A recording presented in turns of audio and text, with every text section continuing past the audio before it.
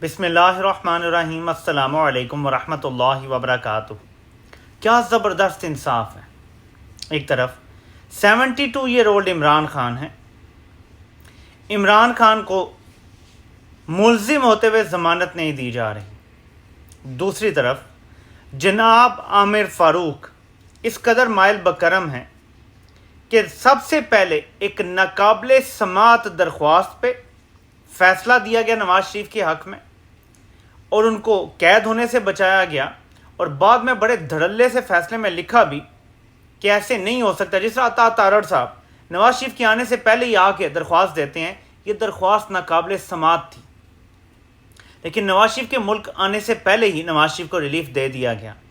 یہ عامر فاروق صاحب کی پہلی مہربانی تھی، لیکن اس کے ساتھ ہی انہوں نے اس کا فیصلے میں ذکر کر کے آئندہ کے لیے تمام لوگوں کو اس سے محروم کر دیا ہے۔ یعنی نواز شریف تو ریلیف لے گا اور آئندہ بھی جب چاہیے ہوگا لے گا، لیکن نواز شریف کا کوئی مخالف نہیں لے سکے گا اس بات سے۔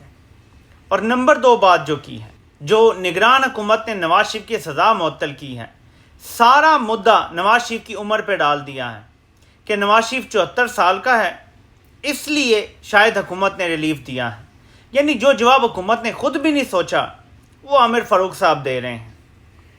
ناظرین، اس وقت ہماری تمام عدالتوں میں مورلیس، خاص طور پہ جو امپورٹنٹ عدالتیں ہیں، اسلام آباد ہائی کورٹ یا سپریم کورٹ، مکمل طور پہ اوبلائزڈ کمپرومائزڈ قسم کے چیف جسٹس صاحبان بنے بیٹھے ہیں۔ قاضی صاحب حکومت کو بار بار ریسکیو کرتے ہیں، ایون یہ جو نیب امینڈمنٹس کا کیس ہے، قاضی صاحب وکیل کو ریسکیو کرتے ہیں، اٹارنی جنرل کو، جب عطر من اللہ حالانکہ اپنے ہی گروپ کا جج ہے، ان کے ایک سوال پہ جب اٹارنی جنرل نے لاجواب ہو جانا تھا، قاضی صاحب انہیں کہتے ہیں جی آپ جواب نہ دیں، آپ ایسا کریں کہ تیاری کے لیے وقت لے لیں۔ ناظرین، اس طرح کا بھونڈا مذاق پہلے ایک بار ہوا تھا جب نواز شریف کی اپیلیں دائر کی گئیں پاناما ورڈکٹ میں اور اس کے بعد العزیزیہ کیس میں۔ تو جو العزیزیہ کیس تھا، جہاں تک مجھے یاد پڑتا ہے، عدالت نے بتایا تھا کہ نواز شریف کو میرٹ پہ تو ریلیف نہیں ملے گا اس کیس میں، آپ ایسا کریں کہ طبی بنیادوں پہ اپلائی کریں۔ یہ عدالت نے مشورہ دیا تھا، اور یہ میں نے تب بھی پوائنٹ اٹھایا تھا 2019 میں، یہ مارچ کی بات ہے، مارچ اپریل 2019 کی۔ ابھی بھی عدالتیں مشورے دے رہی ہیں، عدالتیں اسی طرح کے ریلیف ایک بار پھر شریف خاندان کو دے رہی ہیں۔ دوسری طرف وہ عمران خان جس پہ کوئی جرم ثابت نہیں ہوا، اور قانون یہ کہتا ہے کہ یور انوسنٹ انٹل پروون گلٹی، اور پروون گلٹی میں بھی جو یہ فوجداری مقدمے ہوتے ہیں، اس میں بیونڈ اینی ڈاؤٹ اپنا مقدمہ ثابت کرنا پڑتا ہے پروسیکیوشن کو۔ توشہ خانہ کا آپ نے دیکھ لیا، کیا بیونڈ اینی ڈاؤٹ انہوں نے کوئی مقدمہ ثابت کیا تھا، پھر بھی سزا دے دی گئی۔ اسی طرح سائفر کا معاملہ ہے، لیکن عمران خان کو سائفر کیس میں سزا دینا آسان نہیں ہے۔ دیکھیں، توشہ خانہ میں ایک ایکسپیرینس کیا جا چکا ہے، نیل تو ویسے ہی عمران خان کو کیا جا چکا ہے، اب تو صرف ضد ہے نا، لندن جو معاہدہ ہوا ہے اس کی ایک ضد ہے کہ عمران خان باہر نہ نکل سکے، ضمانت نہ ہو سکے۔ اگر سزا نہیں سناتے تو بالآخر باہر تو آنا پڑے گا۔ کس حد تک روکیں گے، کب تک روکیں گے، کب تک عمران خان کو ڈینائی کریں گے ان کا جو بنیادی حق ہے بیل کا؟ نہیں کر سکتے فار ایور۔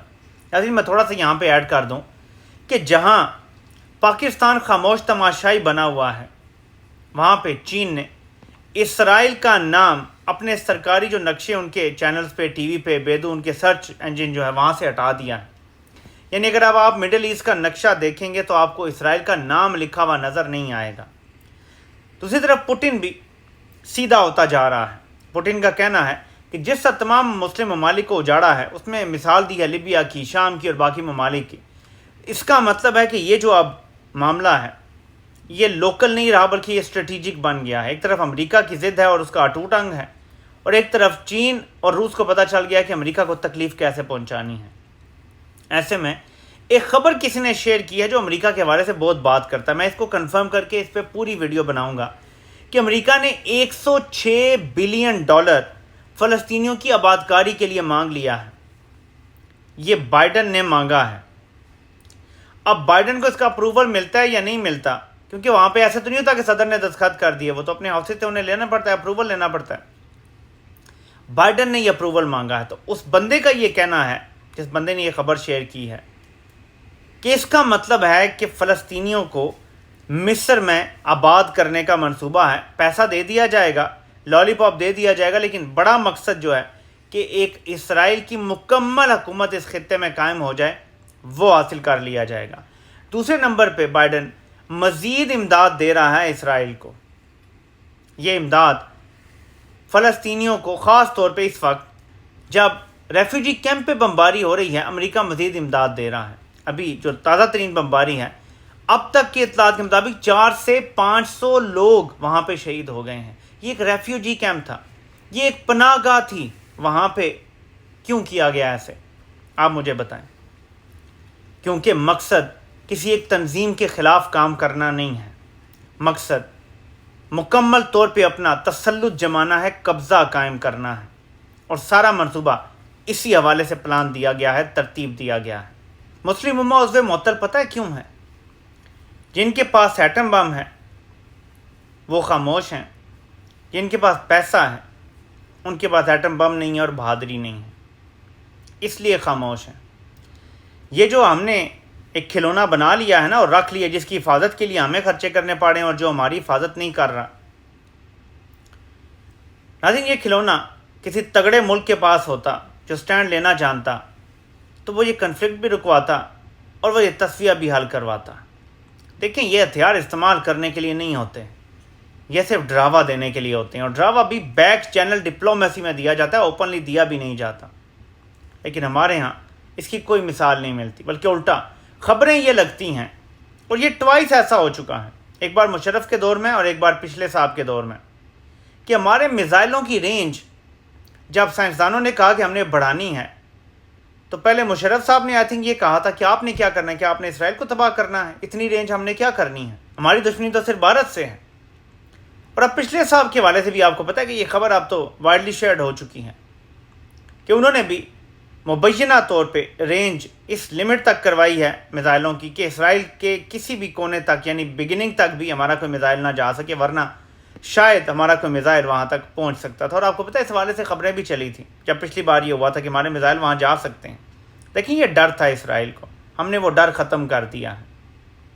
آج سے 40-50 سال پہلے کی صورتحال اور تھی، تب ہم زیادہ کمزور تھے، لیکن ہمارا تب اسرائیل کو زیادہ ڈر تھا۔ آج وہ ہم سے نہیں ڈرتا، کیا وجہ ہے؟ کیونکہ ہمارے اوپر جو لوگ مسلط ہیں، ہمارے حکمران اور حکمرانوں کو لانے والے، یہ سب کمپرومائز لوگ ہیں، کرپٹ ہیں، اوبلائزڈ ہیں، ان کی کمزوریاں ہیں عالمی قوتوں کے پاس۔ یہ پیسے کو دیکھ کے رالیں ٹپکانا شروع کر دیتے ہیں، جس کی وجہ سے آج ہم جس مقام پہ کھڑے ہیں۔ ورنہ بات پھر وہی ہے کہ نوجوان کہہ رہے ہیں ملک آئین اور قانون کے مطابق چلاؤ، اور بابے جن کو یہ بات اصل میں کرنی چاہیے تھی، وہ کہہ رہے ہیں جیسے 76 سال سے چل رہا ہے ہم ویسے ہی چلائیں گے۔ میں بار بار آپ کو یہ بات یاد دلاؤں گا